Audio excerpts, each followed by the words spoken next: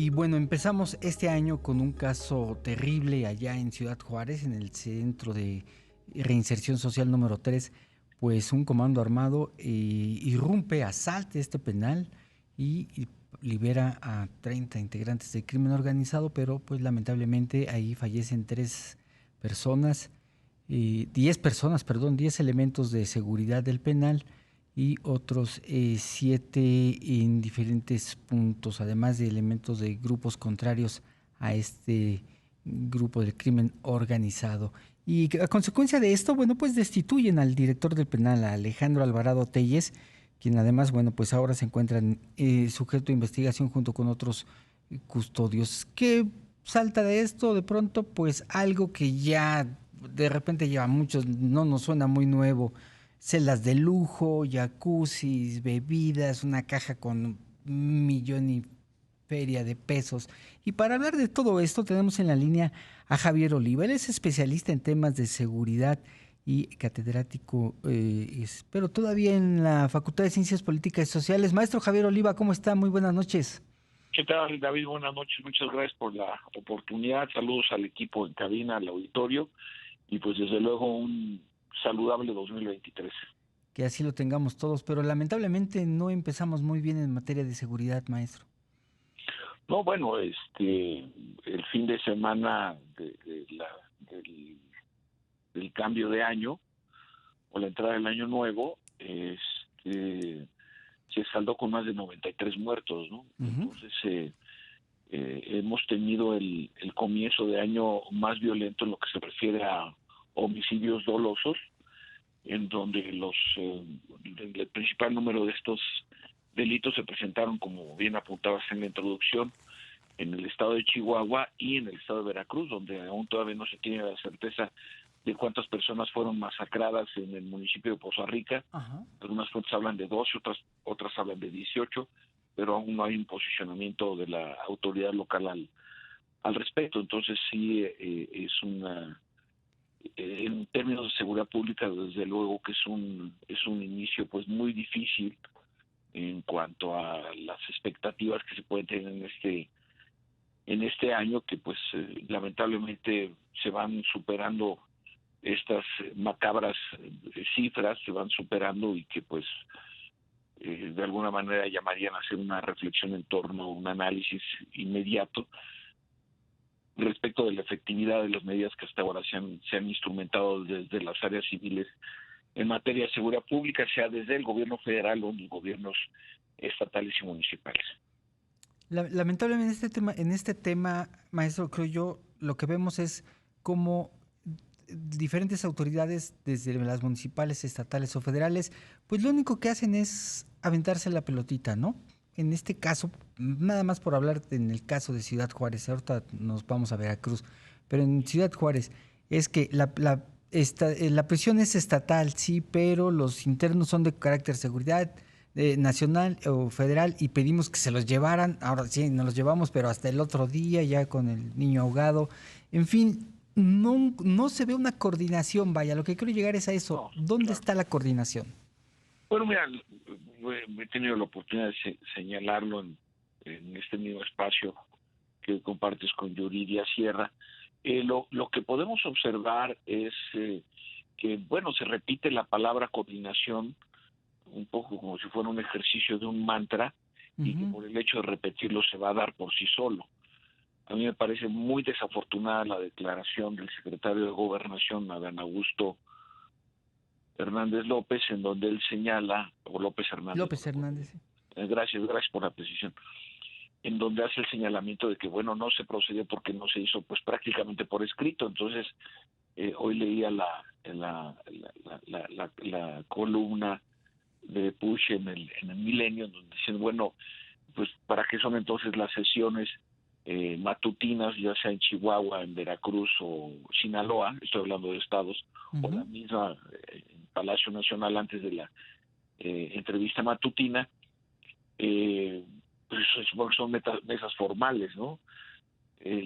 Recordemos que lo que sucedió en el penal número 3 de Ciudad Juárez, que es un penal de carácter estatal, se había solicitado ya la salida, la reubicación de un muy peligroso cabecilla de la organización, o una decisión de la organización, de la pandilla de los Mexicles, y ahora se llaman algo así como Fuerzas Especiales Mexicles, por el género. Uh-huh. Y justamente en junio se dio también un intento de sacarlo de este reclusorio. Entonces, pues lo que observamos es justamente la ausencia de coordinación.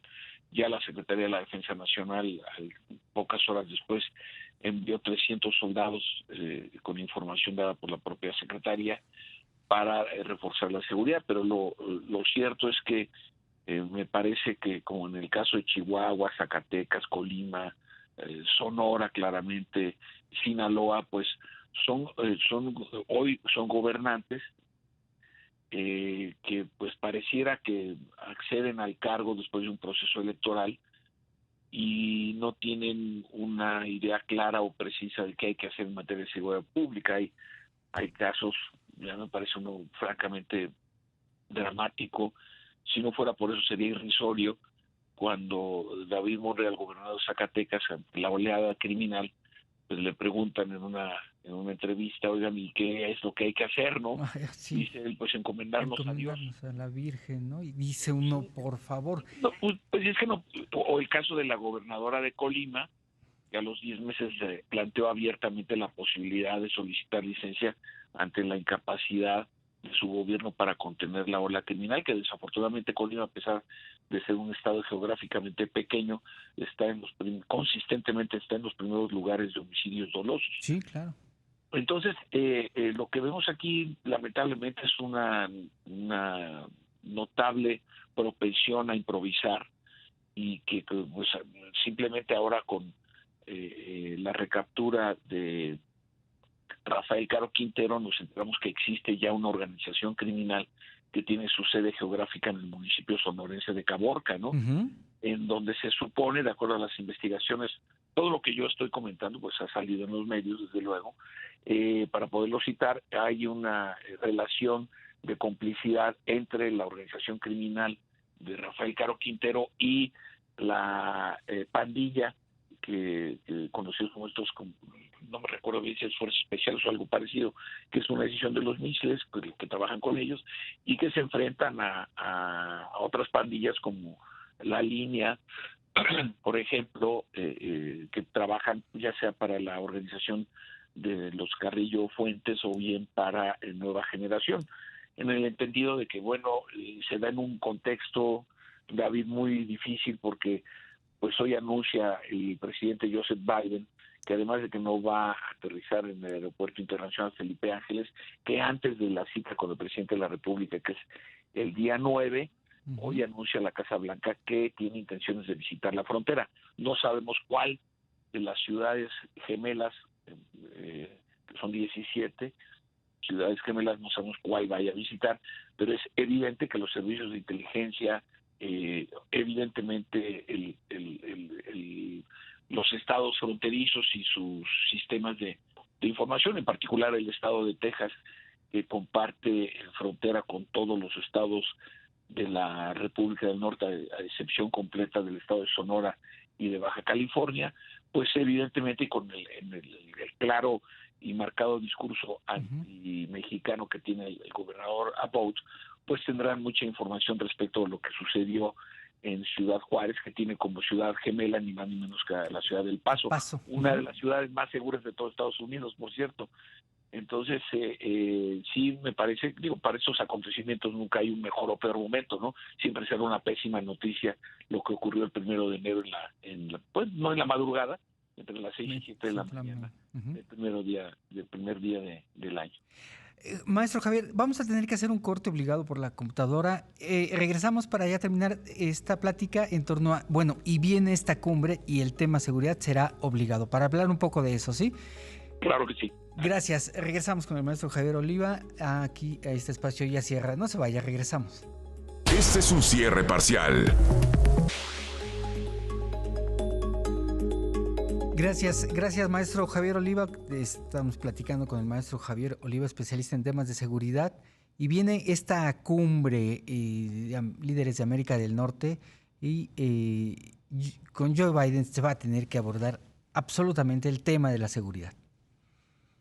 Sí, desde luego, y sobre todo porque recordemos que en el último año del gobierno del afortunadamente expresidente Donald Trump, se declaró al consumo del fentanilo como una epidemia, porque como sucede en el caso de México, cuando se hace una declaratoria de catástrofe, pues se liberan recursos extraordinarios, me refiero a presupuesto, para poder hacerle frente a la situación crítica. En este caso, el fentanilo, en números gruesos, el Departamento de Salud acredita 115,000 fallecimientos aproximadamente hasta finales de noviembre, todavía no están los datos anualizados, de los cuales alrededor de 85,000 fallecimientos tienen que ver con el abuso del fentanilo.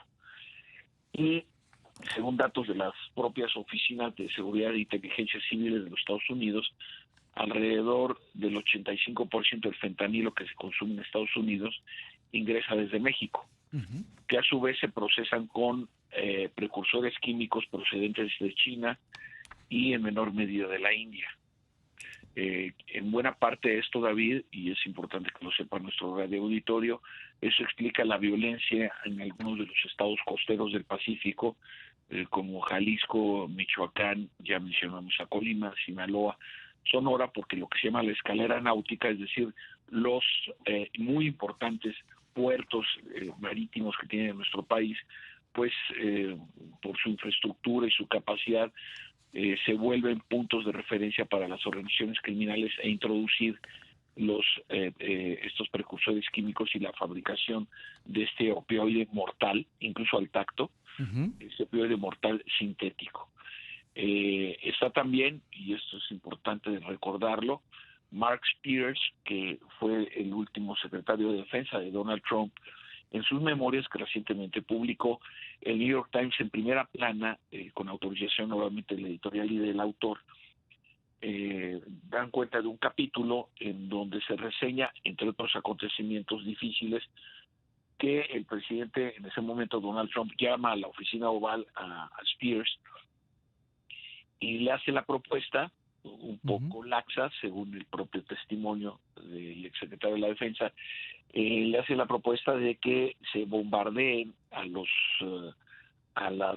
lugares que se tengan detectados como áreas o laboratorios para la fabricación de fentanilo, sobre todo los ubicados en Sinaloa. Spears no lo toma en serio, lo dice él, estoy parafraseando, no es exacto desde luego, pero es un relato del texto, y la segunda vez lo dice ya de manera formal, que podrían lanzar misiles Patriot o Tomahawk. Se volvieron muy conocidos durante la Segunda Guerra del Golfo, y se lo dice de manera formal, es decir, la petición la hizo de manera formal, y ya después cuando pasa al Consejo de Seguridad Nacional y al Departamento de Defensa, pues señalan al presidente Trump que no, esa no es la vía. Pero sin embargo, solamente la pura posibilidad que se lo plantee el presidente de Estados Unidos, independientemente de la borrascosa personalidad de Donald Trump, que la sigue manteniendo desde luego, pues nos da una idea del nivel de la gravedad que implica para Estados Unidos el tráfico de fentanilo y el consumo que se da en las calles de las principales ciudades de ese país, y que son las organizaciones criminales mexicanas en alianzas con pandillas en Estados Unidos o en las fronteras, como estábamos analizando en el primer segmento de la entrevista, pues tendrá que ser un tema clave, ¿no? Obligado. En la agenda tripartita de líderes de Norteamérica, y ahí pues el gobierno mexicano tendrá que pues plantear opciones, propuestas muy específicas dada la situación, porque así es, puede ser electoral o no, como dice el presidente López Obrador, que probablemente tenga razón en ese sentido, de que el presidente el gobernador Greg Abbott de Texas, buscando la reelección, pues se haya lanzado a proponer que las organizaciones criminales mexicanas sean clasificadas o reclasificadas como narcoterroristas o Así es. insurgencia criminal o cualquier sinónimo. Y esto pues evidentemente significaría un cambio dramático en el derecho internacional, en fin, tendría implicaciones muy serias, pero entre otras, pues recordemos cuando en su momento la jefa del Departamento de Seguridad de la Patria, cuando se liquida a Osama Bin Laden en la frontera montañosa entre Pakistán y Afganistán, del lado pakistaní, a los pocos días expresa que lo mismo pueden hacer con Joaquín Guzmán. Es decir, para perseguir terroristas no hay fronteras. Ese es el asunto. Tema van a tener para discutir, ¿no?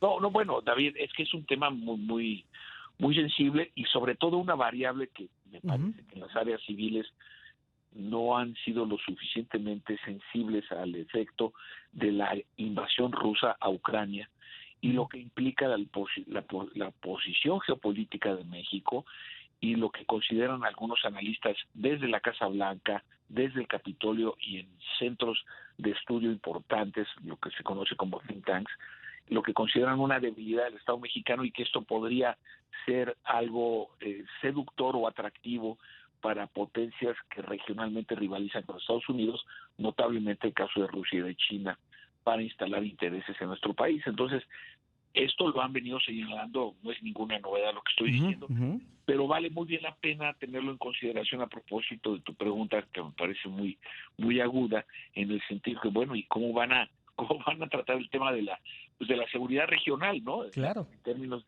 de las dimensiones de la seguridad regional que va de Canadá, digamos, de los grandes lagos canadienses, digamos, desde el Polo Norte hasta la frontera con Guatemala y Belice y, por supuesto, en el Caribe.